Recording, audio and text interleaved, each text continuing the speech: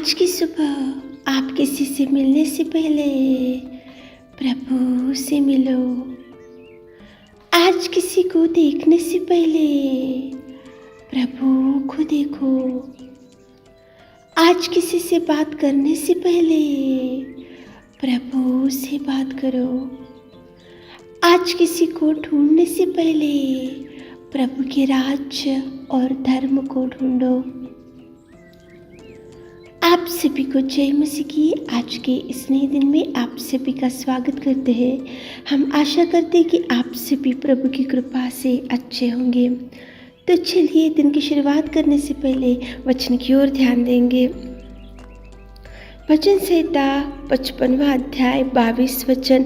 अपना बोझ यहोवा पर डाल दे, वह तुझे संभालेगा, वह धर्मी को कभी टलने ना देगा। मेरे प्रियो, आज की सुबह के समय में परमेश्वर पिता आपसे कितना सुंदर बात कर रहा है। देखो, यहोवा पर अपना बोझ यहोवा पर डाल दो। बोझ पूरा जो भी है आप परमेश्वर पिता के ऊपर ही आपका भार, आपका बोझ, आपकी चिंता, आपकी समस्या, आपकी विपत्ति, आज जो भी परेशानी में आज बैठे हो, तो प्रभु परमेश्वर पिता आज आपसे बोल रहा है कि बोझ यहोवा पर डाल दो। वो संभालने में सामर्थ्य है, वो उठाने में सामर्थ्य है, वो चंगाई देने में सामर्थ्य है, वो बचाने में सामर्थ्य है, वो आंसू पोंछने में सामर्थ्य है, वो धैर्य देने में सामर्थ्य है, वो शांति देने में सामर्थ्य है। प्रभु परमेश्वर पिता आश्चर्य रीति से आपके जीवन में आश्चर्य कार्य करने में सामर्थ्य परमेश्वर पिता है। मेरे प्रियो, सुबह उठे होंगे और ऐसा सोच रहे होंगे कि ये बोझ कौन निकालेंगे और कौन मुझे छुटकारा देंगे, लेकिन परमेश्वर पिता बोल रहा है कि अपना सारा बोझ यहोवा पर डाल दो। देखो कितना सुंदर प्रभु परमेश्वर पिता आपको बोल रहा है, बोझ आप मत रखो मेरे प्रियो। बोझ से दबे हुए लोगों मेरे पास आओ, मैं तुम्हें विश्राम दूंगा। प्रभु परमेश्वर पिता ही आपको बुला रहा है विश्राम देने के लिए, आराम देने के लिए, शांति देने के लिए, धैर्य देने के लिए, मुसीबतों से छुटकारा देने के लिए, समस्याओं में से छुड़ाने के लिए, जो द्वार आपके लिए बंद हो चुके हैं उनको खोलने के लिए परमेश्वर पिता ही बोल रहा है कि देखो, बोझ से दबे हुए लोगों मेरे पास आओ, मैं तुम्हें विश्राम दूंगा। प्रभु परमेश्वर पिता ही आपको विश्राम दे सकता है। मेरे प्रियो, कौन सी बोझ से दबे हो आज, कौन सी चिंता में पड़े हो? क्या एज बढ़ते जा रहा लेकिन आपके बच्चों का मैरिज सेटल अभी तक नहीं हो रहा, उसका बोझ है? तो प्रभु को बोलो। क्या आपको कोई जॉब नहीं है, उसके लिए आपका बोझ बढ़ते जा रहा, तो प्रभु को बोलो। क्या आप बहुत कामों का देखो, आप बहुत काम का प्रयत्न कर रहे होंगे और बहुत मेहनत तो कर रहे होंगे, लेकिन उसका कुछ प्रतिफल नहीं मिल रहा होगा और उसका बोझ आज आपके ऊपर होगा, तो परमेश्वर की आपका बोझ परमेश्वर के ऊपर डालो। आपकी समस्या परमेश्वर को बताओ, आपकी जो बिगड़ी हुई परिस्थिति है वो परमेश्वर को बताओ, ताकि प्रभु परमेश्वर पिता आपके बोझ से छुड़ा सके, आपके भार से छुड़ा सके, आपके दुख से आपको छुड़ा सके। मेरे प्रियो, वो परमेश्वर पिता धर्मी को कभी नहीं छोड़ेगा। आप परमेश्वर पिता की बेटी और बेटा है, तो प्रभु आपको कभी नाराज नहीं करेगा, प्रभु आपको कभी अकेले नहीं छोड़ेगा। प्रभु परमेश्वर पिता आपको कभी भी निराशा में नहीं रखेगा। मेरे प्रियो, धर्मी को वो कभी टलने नहीं देगा। देखो बाइबल में देखो, यहोशापात राजा था और उसके सामने तीन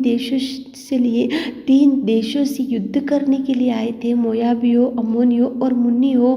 बोझ से दबे हुआ था, भार से दबे हुआ था, वो तो राजा था, उसके पास तो बल था, शक्ति था, सामर्थ्य था, ज्ञान था, बुद्धि था, सैनिक थे युद्ध करने के लिए, लेकिन उसने जैसे ही युद्ध वातावरण सुना, तो मेरे प्रियो, यहोशापात राजा ने उसके बोझ को प्रभु को बताया, उसके भार को प्रभु को बताया, उसका जो चिंता था प्रभु को बताया। आया, उसका जो भयंकर शत्रु उसके सामने युद्ध करने के लिए आए, तो उसकी वजह से जो परेशानी उसको था यहोशापात राजा को, वो सब कुछ उसने प्रभु के पास रखा और प्रभु से उसने बोला कि प्रभु, हमें कुछ सूझता नहीं, हमें कुछ समझ में नहीं आ रहा कि क्या करना चाहिए। आप ही हमें सहायता करो, आप हमारा बोझ छुड़ाओ, आप हमारा भार को हटाओ, आप हमारे दुख से हटाओ, आप देखो हमारे सामने जो शत्रु खड़े हैं उनसे हमको बचा कर रखो। एक राजा ने उसके बोझ को, उसके भार को, उसकी चिंता को प्रभु के ऊपर डाला। तो आप और हम तो सादा सीधा मनुष्य है, तो भार प्रभु के ऊपर ही डालो, बोझ प्रभु के ऊपर ही डालो।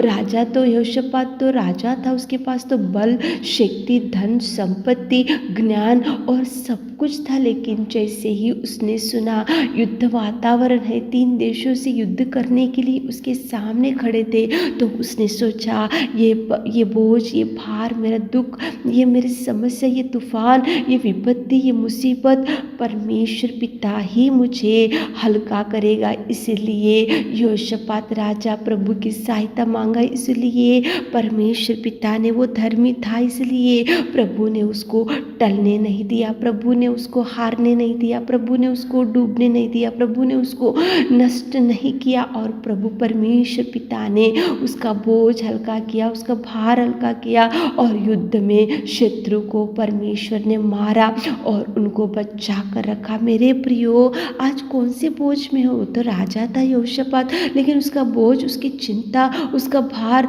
परमेश्वर के ऊपर डाला और प्रभु को उसने ऐसे बोला कि प्रभु, हमें कुछ नहीं सूझ रहा, हमें क्या करना चाहिए, हमें कुछ समझ में नहीं आ रहा। आप ही हमारा बोझ उतारो, आप ही हमको गाइड करो, आप ही हमको ज्ञान दो, आप ही हमको संभालो। एक राजा जब प्रभु के ऊपर बोझ डाल सकता है, तो आप और हम तो सादा सीधा लोग हैं, तो प्रभु की सहायता लो। मेरे प्रियो, सुबह उठे होंगे, इस वचन को सुन रहे होंगे, बोझ से दबे हुए होंगे, आपके सामने शत्रु होंगे, आपके सामने बीमारी होंगे, आपके सामने विपत्ति होंगे, आपके सामने तूफान होगा, आपके सामने मुसीबत होंगे, आपके सामने बेटी, बेटा, जवान बच्चे होंगे, उनका मैरिज सेटल नहीं हो रहा होगा, जॉब नहीं होगा, बिजनेस नहीं होगा, सैलरी नहीं आ रहा होगा, घर में पूरी परिस्थिति बिगड़ी हुई होंगी, आपकी पत्नी एक जगह पे होंगे, आपका पति एक जगह पे होगा, मिलके नहीं रह पा रहे होंगे, अनेक प्रकार के बोझों में होंगे, तो प्रभु को बोलो कि प्रभु, हम बोझ से दबे हुए हैं, हम चिंता में दबे हुए, हमें कुछ सूझ रहा नहीं कि क्या करना चाहिए। तो आपका बोझ प्रभु ज़रूर हल्का करेगा। मेरे प्रियो, आपका भार ज़रूर हल्का करेगा। वो धर्मी को कभी टलने नहीं देगा, धर्मी को कभी डूबने नहीं देगा, धर्मी को कभी अकेले नहीं छोड़ेगा, धर्मी को वो हाथ थामेगा, धर्मी के साथ रहेगा, धर्मी के संग रहेगा।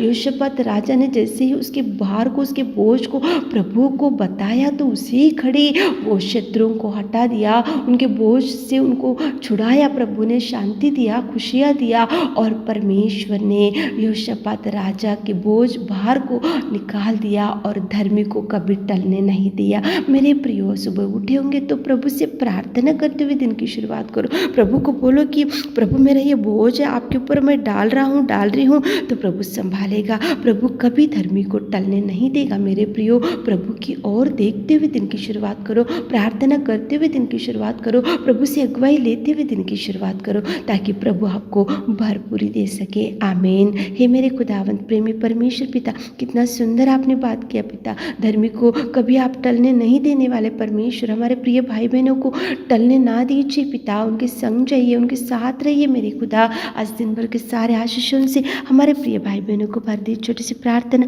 आपके मीठे और मधुर नाम से मांगते खुदा, आमीन।